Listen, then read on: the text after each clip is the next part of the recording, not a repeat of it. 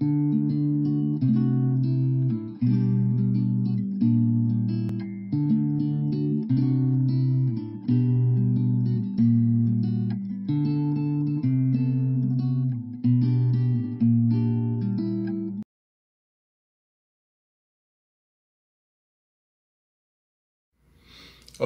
graça e paz. As medidas de isolamento social acabaram impondo esse período forçado de convívio familiar, não é?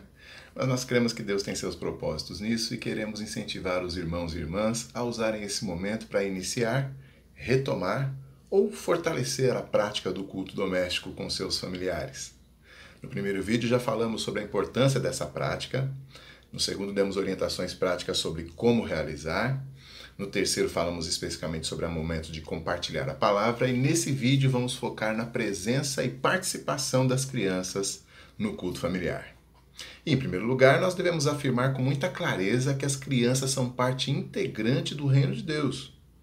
Deus ordenou a Abraão que estendesse a aliança do Senhor a seus filhos recém-nascidos ainda, com apenas 8 dias de vida, por meio da circuncisão, lá em Gênesis 17.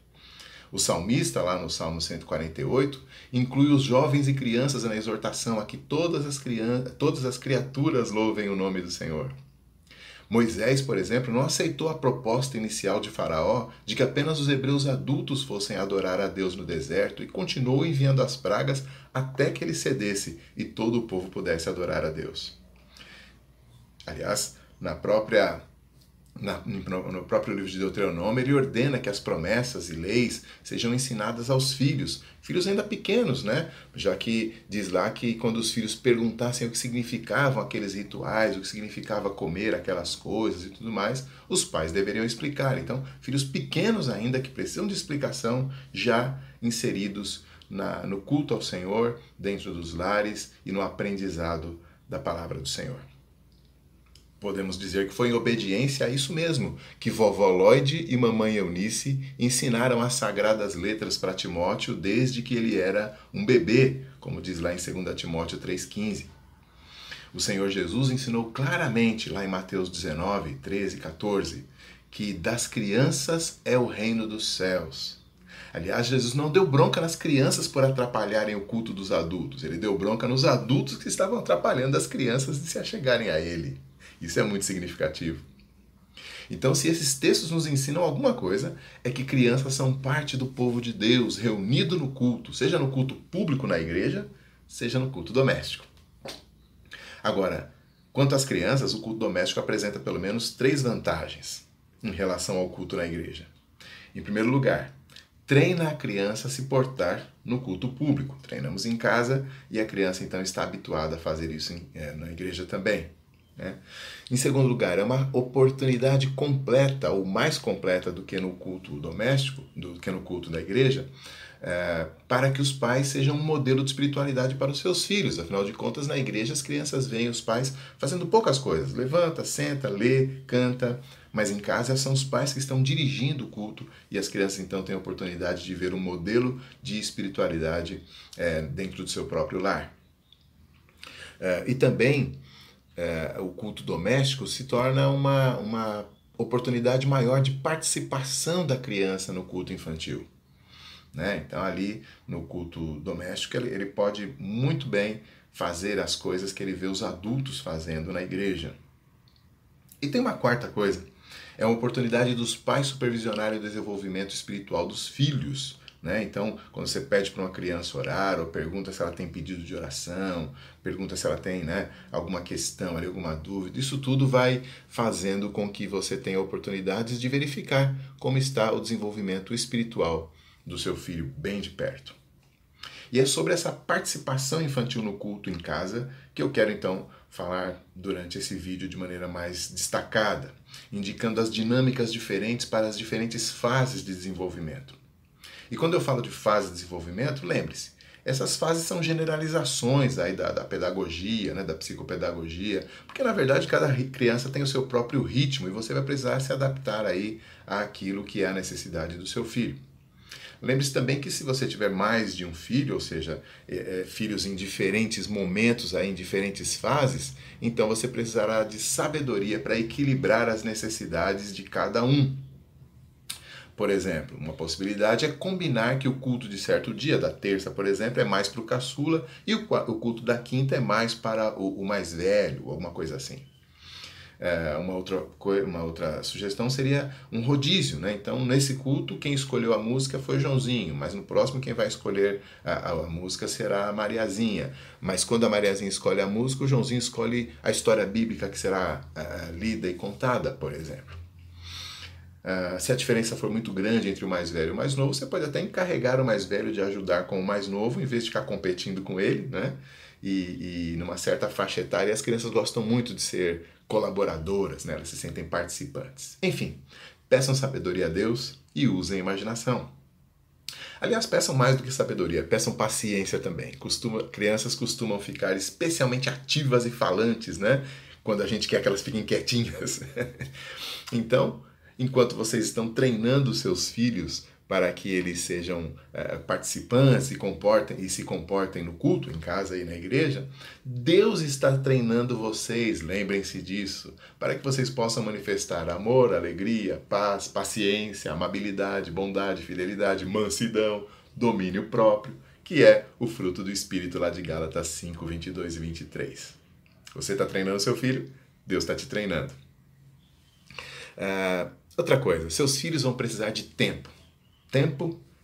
Eles precisam de exemplo e vão precisar também de repetição, até que eles possam internalizar o significado desse momento, bem como possam entender o comportamento adequado. Mas, por outro lado, não permitam que o culto doméstico seja percebido pelos pequenos como sendo a hora mais chata do dia. Né? Se precisar dar alguma bronca, por exemplo, deixe para dá-la em outra hora, privilegiando o ensino e o incentivo e não apenas a bronca. Né?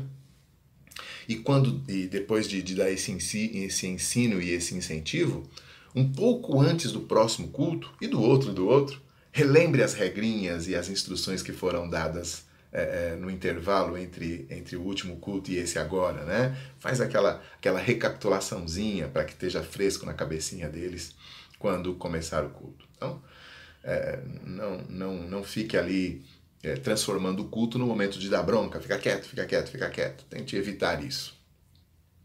Fique atento também, porque às vezes algum irmãozinho está ali zoando, né? Brincando com a inabilidade do outro em orar, em ler ou fazer alguma atividade. Isso também pode atrapalhar. Agora, em tudo isso, não use aquela figura do Deus que fica bravo e castiga quem não fica quietinho no culto. Se a bondade de Deus é aquilo que nos conduz ao arrependimento, como Paulo diz lá em Romanos 2,4, então corrija o comportamento dos pequenininhos, enfatizando o amor, a bondade e a misericórdia do Pai do céu, que merece a nossa adoração, e não enfatizando a sua ira sobre quem não se comporta.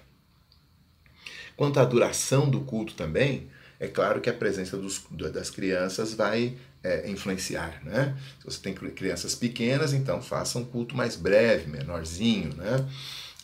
Mais ágil. E você pode ir ampliando esse tempo conforme as crianças vão ganhando capacidade de concentração, né? Vão ficando mais velhas, e também conforme elas vão se acostumando a participar, né? Aí vai permitindo que vocês estendam um pouquinho mais. De qualquer forma, como eu disse num outro vídeo, é muito mais importante ser frequente do que ser longo, né? A oração de Jesus ali no oração do Pai Nosso é muito rapidinha, muito curta, e ela fala de pão de cada dia, né? Ou seja, é uma oração para ser feita todo dia e não para ser longa. Então, pense nisso também em relação ao culto em casa. Dito tudo isso, vamos então falar da participação das crianças pelas fases aí de desenvolvimento, começando com os menores. Nós não precisamos ser especialistas em psicopedagogia para reconhecermos que até um aninho e pouco, a criança sabe apenas experimentar as coisas, né? Pega, põe na boca, balança, joga no chão para ver se faz barulho, admira as cores e luzes, etc. Mas mesmo nessa fase, a participação é válida, sim, porque já há um aprendizado afetivo no qual a mesa onde vocês se reúnem, por exemplo, ou o próprio fato de se sentarem juntos se torna familiar e amigável para a criança. A mesma coisa para a Bíblia que vocês leem, né? Ela vai se acostumando com aquilo como um momento, né, dentro de um momento agradável em família. E se vocês tiverem uma Bíblia infantil, né, geralmente ela tem páginas mais resistentes, ela é colorida. Então essa é a hora também da criança aprender a se familiarizar com aquele livrinho onde ela vai depois aprender a ouvir as histórias e depois vai aprender a ler as histórias, reconhecer as figuras e assim por diante. Então, mesmo nessa fase, é importante que a criança esteja junto com vocês. E imagine que bênção deve ser, não sei se esse é o seu caso, mas imagine que bênção deve ser não conseguir se lembrar quando foi a primeira vez que esteve em um culto, simplesmente porque isso sempre fez parte da sua vida. Muito bom, né? Mas nesta fase, então, vocês provavelmente precisarão fazer um culto bem breve, como eu tinha dito, e, com sorte, o bebê talvez pegue no soninho durante o culto, e assim vocês podem dar sequência, né? De todo modo, que hora gostosa, não é? Para interceder em família pelo futuro espiritual do pequenino. Já a partir dos 2 ou 3 aninhos, até uns 6, as crianças vão ficando cada vez mais espertas, cada vez mais interativas, então use tudo isso a seu favor. Elas ainda não têm muita capacidade de abstração de conceitos, mas amam histórias. E elas já começam a dominar razoavelmente a linguagem, já conseguem imaginar as cenas, as personalidades dos personagens e tudo mais. E olha que bacana! Deus se revelou primariamente por meio de histórias, de narrativas. Então é a hora de inserir as histórias bíblicas. Existem inúmeros recursos para ajudar nisso, desde Bíblias infantis, que eu mencionei há pouco, né? Também livros específicos com histórias bíblicas, revistinhas com atividades para crianças, tudo isso é muito bom. Porém, não basta ler, é preciso contar. O que eu estou chamando de contar aqui? Contar é provocar o envolvimento imaginativo da criança. Faça as vozes, não dá para contar a história de Adão e Eva usando uma voz só, não é Adão e Eva. Ou mesmo a história de Caim e Abel, não é? Um irmão temente a Deus e o outro é mau, né? Não faça só as vozes, faça o cenário também. Descreva o palácio de Nabucodonosor com toda a sua riqueza que você pode imaginar e a sua criança também. Faça suspense, né? Suspense é muito bom quando a gente conta uma história. Será que vai chover muito ou só um pouquinho? Será que Noé vai conseguir juntar todos os animais? Faça graça também. Como é o rugido do leão? Faz aí para o papai ver, né? Como será que é andar em cima da água? Você consegue imaginar? Mas não se preocupe em ter um vasto repertório. As crianças nessa fase gostam da sensação de já conhecerem os personagens, de já conhecerem as situações e até mesmo de já saberem o final. Spoiler para a criança não tem problema, então não tenha medo de ser repetitivo. Nós vemos Deus usando a repetição como um instrumento didático por toda a Bíblia. Pense, por exemplo, nos sacrifícios ali do templo, né, que eram repetidos e repetidos vez após vez, exatamente iguais. Pense em muitos salmos. O Salmo 136, que vai do 1 até o 26, tem um refrão só. Em cada versículo ele diz, porque a misericórdia do Senhor, né? Então, é assim, repetição. O ensino de Jesus tinha muita repetição. A gente vê ele contando histórias muito parecidas para os discípulos, não é? Pense nas bem-aventuranças, onde ele repete ali 11 vezes o mesmo refrão. As verdades da fé, meus irmãos, precisam ser repetidas ao sentar, ao andar, ao deitar e ao levantar. Deuteronômio 6:7. Se você for dar alguma atividade nessa fase, uma brincadeira, um objeto, um desenho, uma pintura, lembre-se de manter a atividade sempre ligada à história, para que não seja uma distração, mas seja uma continuação do aprendizado. Não há problema nisso. O próprio Deus fez uso de objetos e imagens para atrair a atenção dos homens. Uma sarça ardente, uma estaca com uma serpente de bronze, um profeta chegou a usar um cinto de linho para lá e para cá e depois enterrou na água, na areia.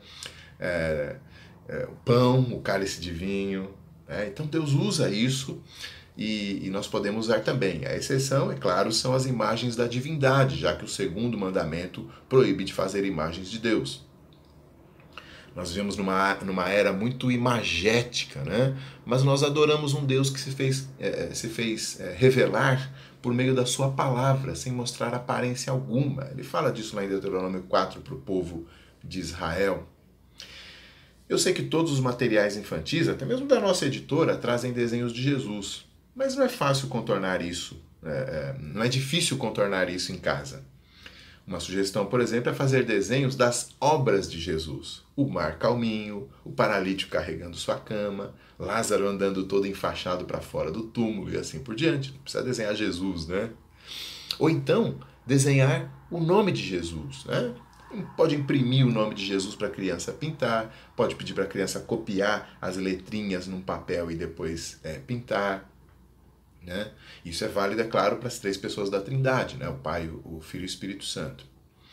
Nós seremos bons pedagogos se nós estimularmos os nossos filhos a encontrarem o Senhor sempre naquilo que Ele diz, não naquilo que nós vemos. Né? A fé vem pelo ouvir a palavra e não pela vista.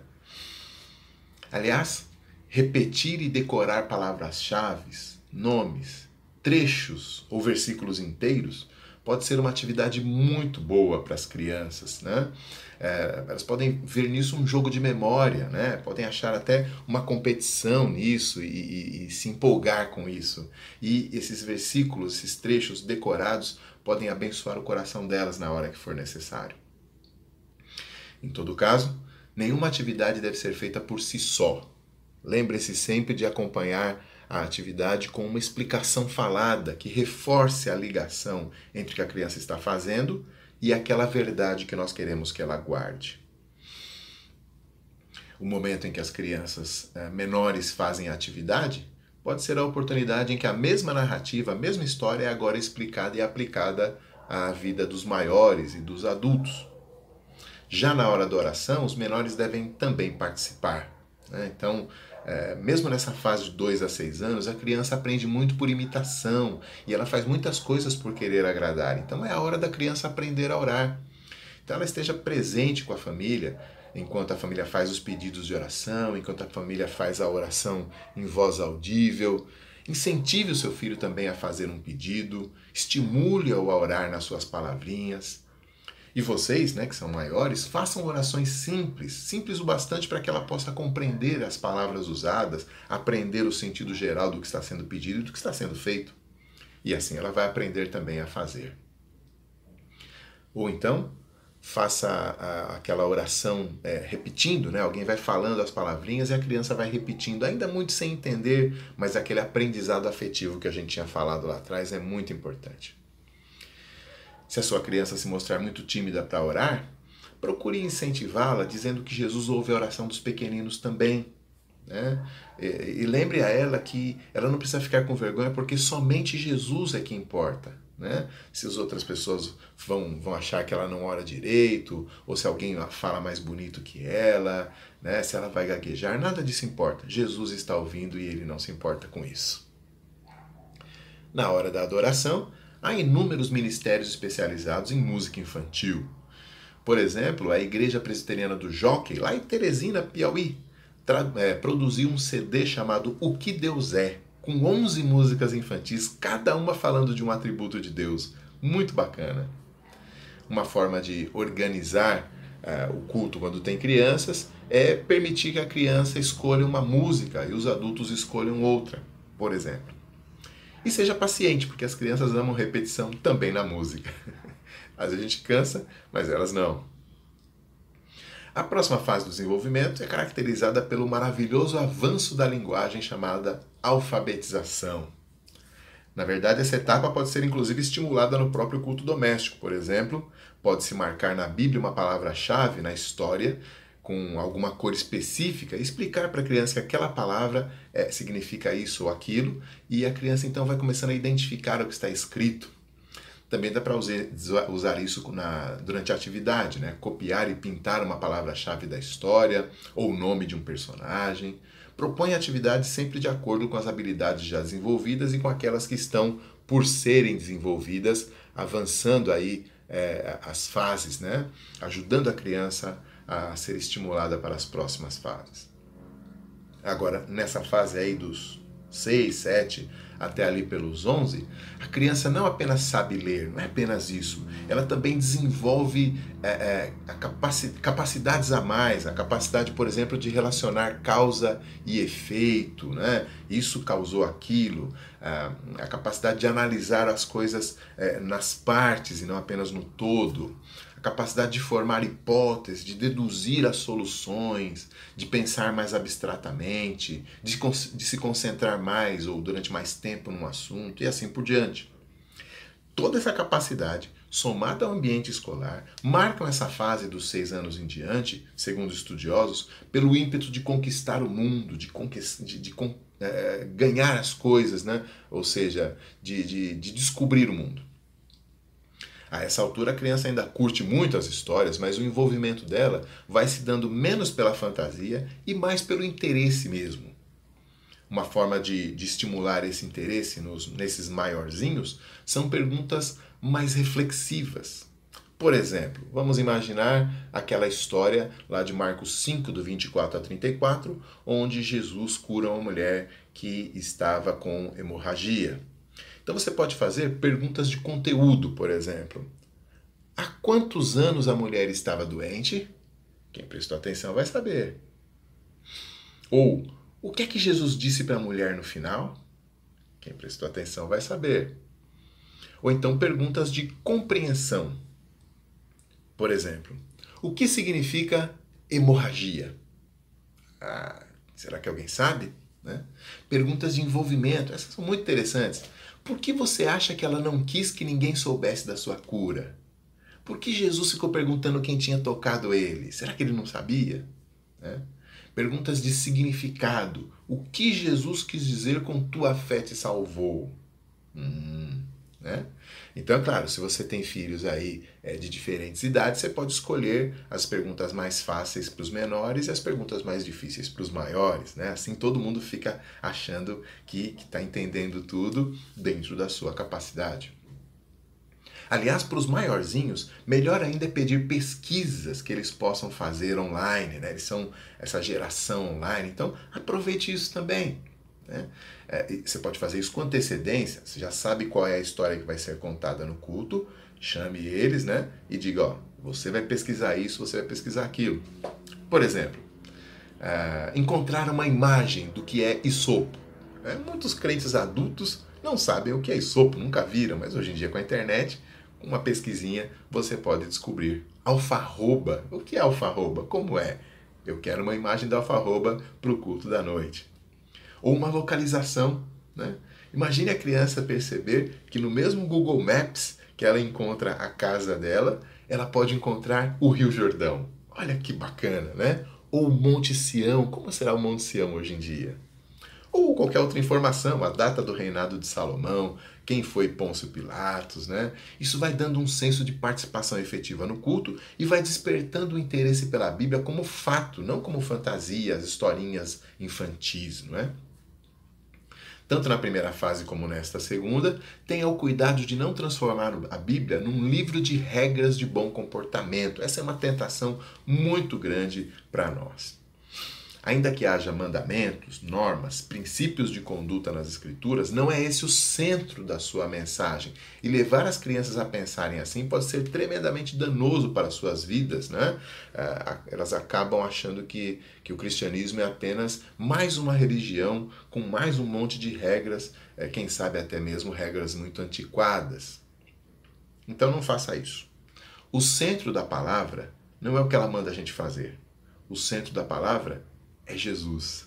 Jesus e a sua cruz. Ou seja, a mensagem de que Deus amou tanto os pecadores que enviou o seu próprio Filho para receber o castigo pelos nossos pecados, nos perdoando e nos fazendo seus filhos também.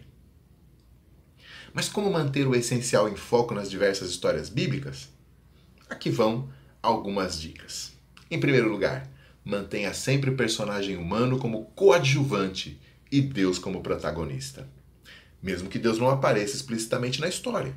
Tá? Por exemplo, Davi derrubou o gigante, mas o herói da história não é ele. O herói da história é Deus em quem Davi disse que confiava. Eu vou até você em nome do Senhor, né? O Senhor me entregou a leoa, a ursa lá, a leoa, agora ele vai fazer com que essa pedrinha derrube o gigante. Deus é o herói da história. 2. Qualquer parte da Escritura sempre vai apresentar algo sobre a natureza humana. A grandeza como criatura, como imagem de Deus, a limitação também como criatura, a sua natureza pecaminosa, muitas vezes vai aparecer isso, né? Ou seja, a maldade, né? A mentira e assim por diante. Rebelião contra Deus, maldade contra o próximo. Também vai sempre mostrar a dependência de Deus dessa criatura humana e, por vezes, também vai mostrar a fé no Senhor. Então, identifique o atributo no personagem bíblico ou na situação, identifique o mesmo atributo agora também no seu filho. Por exemplo, lá em Gênesis 37, os irmãos de José tiveram inveja, ficaram com raiva, planejaram fazer o mal para ele, mentiram para o papai, né? Nossos filhos são capazes de tudo isso. E assim como aqueles 11, eles carecem do perdão divino. Então a história acaba em Deus que perdoa pecadores. 3. Qualquer trecho da Escritura vai apresentar algo sobre a natureza de Deus. Seu poder, seu amor, sua sabedoria, sua justiça, sua graça. Às vezes esse atributo é percebido pela ausência dele entre os homens, como, por exemplo, um mandamento que foi quebrado. Então a justiça de Deus está ausente ali entre aqueles homens que fizeram aquilo, né? Às vezes esse atributo é percebido pela recompensa dos fiéis, né? Ou então pelo castigo dos infiéis. A graça de Deus, a justiça de Deus, o fato de que Deus ajuda, né? E mesmo quando não há intervenção sobrenatural explícita ali, viu? Nem sempre Deus vai aparecer, o anjo vai aparecer. Para mantermos o mesmo exemplo, veja na vida de José. Naquela mesma história, ele foi salvo pela intercessão de Rúben, um dos seus irmãos, que diz, não vamos matá-lo, vamos apenas jogar aqui nesse buraco. E ele está tentando salvar o irmão de alguma outra maneira, né? Ou o aparecimento dos mercadores, né? Que foi exatamente na hora certa. Então é providência de Deus, é o intercessor e a providência de Deus estão se apresentando sem que o nome de Deus se mencione. Então Deus é o Deus providente, o Deus justo, o Deus amoroso. Conforme os filhos vão avançando aí nessa fase, entrando já quase ali pela fase da adolescência, as capacidades de pensamento lógico e abstrato se aprofundam, assim como a atenção e o foco. Eles já conseguem acompanhar tranquilamente tudo o que os adultos fazem, por isso nós não vamos tratá-los especificamente aqui. Mas para complementar o ensino bíblico nessa fase, eu recomendo a inserção de uma dieta de doutrina a partir de uns 10, 11 anos. Como eu disse no vídeo anterior, uma Bíblia de estudo como a de Genebra já tem conteúdo doutrinário suficiente para essa introdução aí. Também você pode usar um catecismo reformado, como o de Westminster ou de Heidelberg. Há muitos livros que são guias de estudo sobre esses catecismos. Na nossa editora mesmo tem sobre o catecismo de Westminster, maior e breve, e também sobre o de Heidelberg. Então, espero que tenhamos alcançado o objetivo de motivar as famílias a cultuarem ao Senhor, quer seja uma família só de adultos, quer seja uma família de adultos e crianças, quer estejam começando na fé, quer já tenham uma tradição aí a ser vivenciada. Então esse isolamento aí que a gente tem aí por causa da pandemia, que ele não seja o único momento para nós nos reunirmos como família e adorar ao Senhor, mas pelo contrário, que a partir daqui esse hábito santo que edifica a fé da família possa fazer parte do nosso dia a dia até a volta do Senhor. Que o Senhor os abençoe, que o Senhor os fortaleça, que o Senhor guarde famílias, papais, mamães e filhinhos na sua presença hoje e sempre. Quero terminar orando por você, orando por sua vida. Pai Santo e querido, queremos te agradecer, porque pela tua misericórdia nós temos famílias, pela tua misericórdia nós temos lares, pela tua misericórdia nós temos filhos e filhas, mães, esposas, maridos, pais. Queremos te agradecer, ó Deus, pela vida de cada um e te pedir, ó Pai, que o Senhor mesmo trabalhe nos corações, ó Deus, e que a partir do teu Santo Espírito surja um desejo santo de te servir em casa. e que esse desejo seja recompensado pelo Senhor com famílias fortes, famílias crentes, famílias que te servem em casa e na igreja, famílias que fazem a tua palavra prosperar e se expandir para outras famílias também poderem te adorar. Nós oramos agradecidos, oramos em nome de Cristo Jesus. Amém. Amém.